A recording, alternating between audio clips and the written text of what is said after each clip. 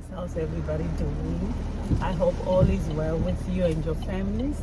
If you're new to my channel, welcome. My name is Nancy. Yeah, it's raining, guys. Yeah, thank God for the rain. So yeah, so happy it's raining. Anyway, guys, let's get into it. So my son finally went to his university. Yeah, thank God. Guys, I thought I had all planned out to the T. I thought I had it all planned out. Like I was not gonna be emotional. That's what I was telling myself. I'm not gonna be emotional. I was, having this pep talk with my son, just to, give him advice, let it out there. I made sure I let all my emotions out, by talking to him and all that good stuff. So I thought I had it figured it out, right? And then what triggered the emotion was when my husband said, well, it's time to go, let's say our goodbyes, it's time to go, we don't want to be late for the airport, because the airport now requires you to be there 2 hours earlier, right? So that triggered it. That's it's time to go thing. It just hit me like a ton of bricks, and oh my goodness, it's like it was a boatload of emotions inside me, and I just started crying. I couldn't even control myself. I was like, okay, what is this? Even my husband was like, oh God, no, what is this? Because he had also told me, I hope you're not gonna be crying and all that, So yeah, it is what it is, as a mom, I guess it's so hard to let go, sometimes, especially if you are or you were that mom that was more like controlling and overbearing mom, you in your mind you think like, what, I invested in these kids and I want them to succeed, I want them to do well. So I guess that's what triggers this separation anxiety. So I was like, oh no, my goodness, I'm not gonna go through this again, because I thought I had mastered this thing already with my daughter, because I did go through a separation anxiety when my daughter went to university, and I didn't know what it was until I started, just searching like, what is this? Why can't I sleep? I couldn't even sleep. I would wake up in the middle of the night. I would text my daughter, oh, where are you? I hope you're in the dorm. Is everything okay? I had this thing like, oh, even though she was only like an hour 20 minutes away, I still had that thing like, is she safe? Is she doing okay? That separation anxiety really hit me really hard with her. But so I thought, what, I got it this time with my son. So but at least this time is different, because I recognize what it was when those emotions started. I was like, oh no, oh no, no, no, oh no. Apparently we don't want to let go. So I knew that part of me didn't want to let go. Part of me had so many questions. Will he be able to do it by himself? Will he be able to navigate his way on this big campus? Will he be able to keep up with our assignments? Will he be able to get along with roommates? Will he be able to make friends, since his friends are not going to the same university? Will he be able, there's 100 million questions. Will he be able? What if? So once I start recognizing this thing that, I'm going down that road of what ifs and these questions, I knew that if I don't address it right away, I knew it was going to really hit me like it did with my daughter, and it will take a while to let go. So I recognized it really quick, So yeah, anyways, after I let my emotions out, I was just trying to explain to my son, like, at least, when I text you, at least just respond 1 or 2 words. It's fine whenever you get the chance. I'm not saying respond right away. So if I text you like in the morning, even if it's in the evening or at 12 midnight, at least respond. That way I know you're okay. And I don't have to stalk you or anything like that, because if you don't respond, then I'm gonna be worried, and you see me popping at your university anytime, because I'll be worried, and you don't want me to be coming at your university looking for you. That's what I was telling him. That just shows that if when fear is trying to sneak in, it tries to use threats so that you can be still in control. So I recognize that it's just that part of me that wants to keep on holding on. So once they left, and once all my emotions was out, I just went to God and asked him to help me. Holy Spirit, help me, because it seemed like I thought I had it, but I didn't. So help me to let go and not be and repeat the same events as I did with my daughter. I just want to let go and let my son find his way, and also give him that chance to also separate from us, because they are growing. He's growing, he's maturing, finding his independence. So I had to also think about that and say, if I now stalk him with my phone calls and my text messages, it's going to be hard for him to separate from us and grow up and be mature and be independent. So I had to tell myself that. So I had to ask God to help me to just find strategies, ways to just immediately let go of control, let go of him, and let him be. So yeah, so once they left, I immediately, once I dropped my daughter off school and came home, because I couldn't go, and I thank God. I thank God that we decided for me not to go. We were supposed to go together, but because school's already open, and I wouldn't have anyone to be dropping my daughter off school, and because my older daughter, she's working, so I knew one of us had to stay.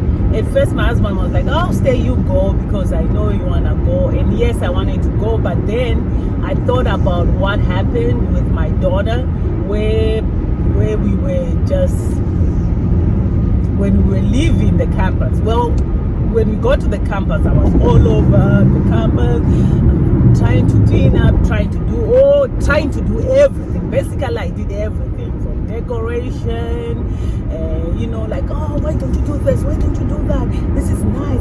Look at your roommates. Because the roommate, I think the mom had did it, or she did it, I don't know, but it was so nice. I was like trying to match it, so that you guys know, you have the same personalities. That way there's no tension."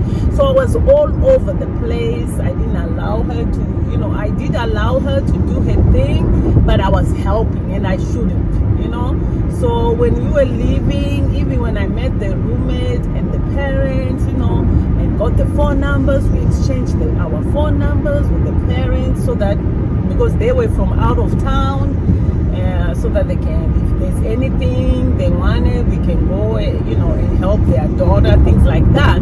But when I left, there was this like a sadness that overwhelmed me. I was so sad. I cried all the way. I was like, oh my goodness, was this girl ready? I didn't feel like she was ready at that point. I felt like we shouldn't, we should have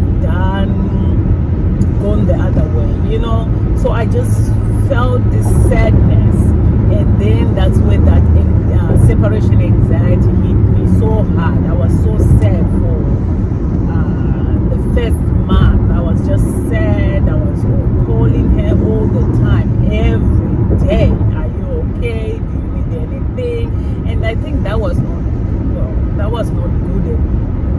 was really not good. Even when she said, oh, I'm fine, I'm like, oh, make sure you don't have anyone who gives you drink. I was just so in fear. I went into this fear, like, oh, something can happen. How about if she gets dragged by people? How about if she gets raped? You know, things like that. It was just negative emotions that overwhelmed me. But anyway, fast forwarding to now, so I remember that in so I didn't want that to happen again. That's why when my son and my husband left, I immediately went to his room, and yeah, his room did that. His room helped me to just snap out of it because it was a mess. I could have showed you guys, but you'd be like, oh, what is this? It was a mess. There were things all over the room because he was trying to, I guess, get things that he wanted.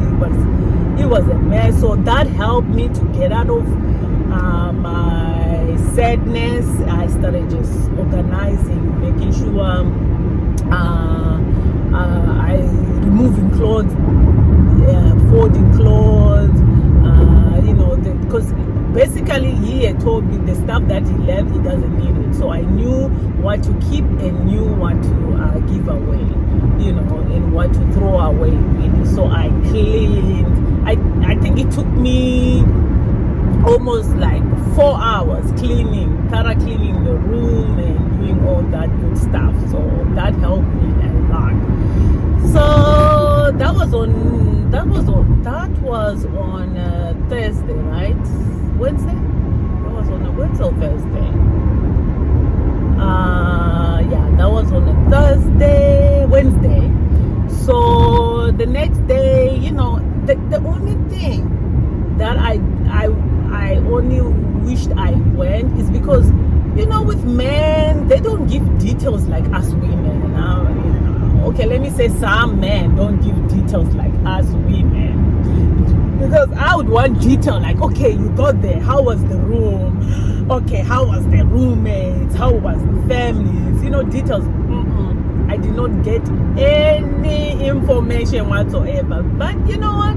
Because I just said, peace be still in me. I don't want to stress my husband because there'll be, it's also overwhelming when you are dropping off your kid. There are other parents. You're trying to figure out so many stuff. So the first day, there was no picture, nothing. I was like, oh my God, even one picture.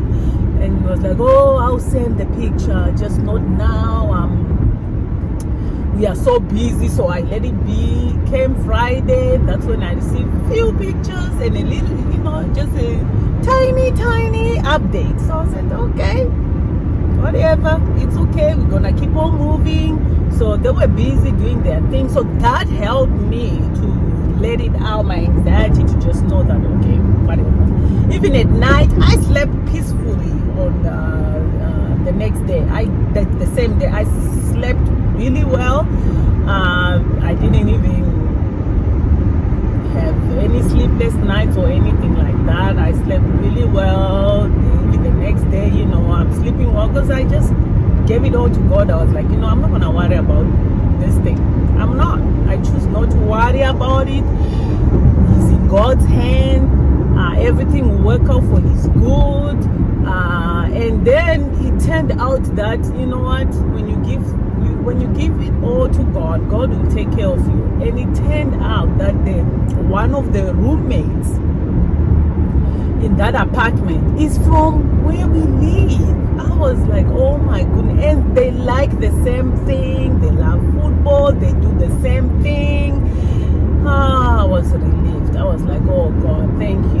Things like that. It just gave me peace. Because if I had gone myself, maybe I was going to be so much into details. And then once you don't get those details, it makes you have anxiety. For me, that's what happened with my daughter. So I'm glad I didn't go. I am so glad and thankful that I didn't go. And my husband came back and he gave me a good update, and I just have a good I'm just thankful. I'm thankful and grateful that everything went smoothly. Of course there'll be hiccups here and here. it's just so much. But you know what? I just said, you know what? He will figure it out, and I will give him that room to figure it out. That's how you mature, and that's how you become independent. You have to figure things on your own. So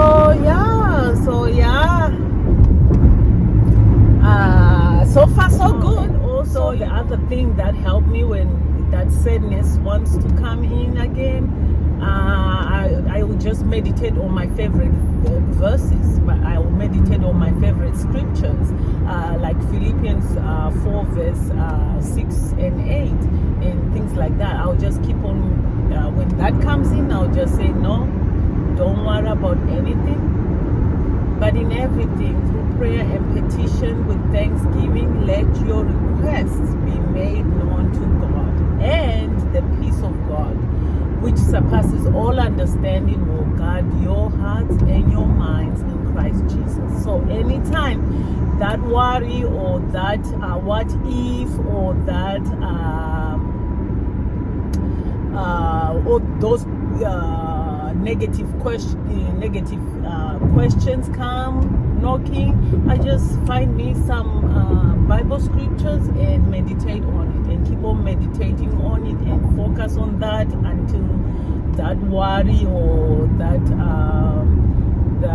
what if thing goes away. That's what helped me so far. So yeah, I just say when that separation anxiety comes, which is worry, fear, whatever it is that comes, I just tell myself, you know what, let it go. Let it go. You're no longer in control. Your son is grown. Let it go. You already surrendered him to God, and he is able than you.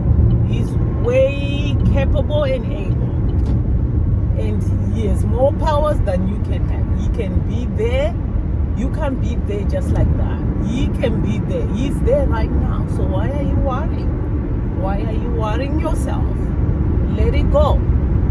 Let him go. You know, I just remind myself with things like that, and it helps. It helps me. It helps me. And my plan really, when this separation anxiety tries to sneak in, is to just keep on reminding myself of that. Keep on meditating on scriptures. And you know, I'm not gonna even stalk him with my text messages or my phone calls like I did with my daughter. My plan is, you know what, once a day, you know, for the first month, I'll just be like sending, you know, a text, hi, how's it going, you know, simple text. And once a week I will call. You know, I'm not gonna be like stalking him or anything. That's my plan. And I pray that will work, you know, so that I'm not all over him, and you know, I'm just gonna give him room. And also I'm gonna stay busy. You know, it's more time, you know, more time for myself anyway. So I'm gonna stay busy. I'm planning to do a makeover for his room. That will keep me busy. And also I'm planning to, you know, I'll visit when he invites me. I will visit, but I'm not gonna be visiting so many. Maybe once the whole semester, I will maybe visit him once. You know, that's what I'll do. If you're in the same situation and you are going through this separation anxiety kind of, let it go. Just give it all to God. Commit all to God. Commit him to God, because at least he has the power to be there when you cannot. He has the power to protect him, to favor him in situations, to just talk sense in him, you know. So if you trust him, then he will do what he needs. He will do it, because he's already finished work, or she is already finished work. You just have to trust, to let go and trust God, and just delight in his word, knowing that what his word tells you, That is the truth. So once you do that, it gets easier and easier, you know. But after a few months or 1 month, you'll be fine. And anyway, take it like you know what, you have more time for yourself. You know, you don't have to be worrying about, oh, you need to wake up and do this, you need to do this and this. That's more time for yourself, you know. So because now they are becoming to be responsible for their own self. So that means that's more time for you. So take it as a positive thing and don't harass your child. Learn it from me. Don't harass him with phone calls and text messages. They don't have time to reply. They are busy. They are trying to figure themselves out. They'll find their classes. Don't worry about it. I was worrying like things like, did you find your classes? Make sure you're in class on time. Do your assignments. Just leave it. Just leave it alone. I think it's the best way, and just encourage from the side. Encourage, pray for them, because when they come back, as hard as it is, it's more like my experience is you become more like a mentor and a friend, because you're trying to advise and direct them. That's all you can do. Advise, direct them, pray for them, guide them. That's all you can do really at this point, because when they come back in that house, they are coming back different. They're already on another level. Either they come back very mature and grown and independent, or they're gonna come back, who knows, I don't know. But let's hope and pray that they come back mature, grown and independent, and you know, better, really better in all ways. So yeah, as always guys, let's pray for one another, because only God is able really to do exceedingly abundantly above all that we can ask or think, according to the power that works within us. Only Him is able. Only He is able to be present where you are not. Only He is able to heal what we cannot heal. Only He is able to guide and protect our children. Only He is able to do that which we cannot do. So let's just keep on praying for one another and hope for the best for our children, because really at the end, the righteous will never be shaken, and all things will work together for our good. All things will work together for our children's good. So it will work out just fine. It will work out at the end. So thank you for watching and have a blessed week. I will see you in my next video. Bye.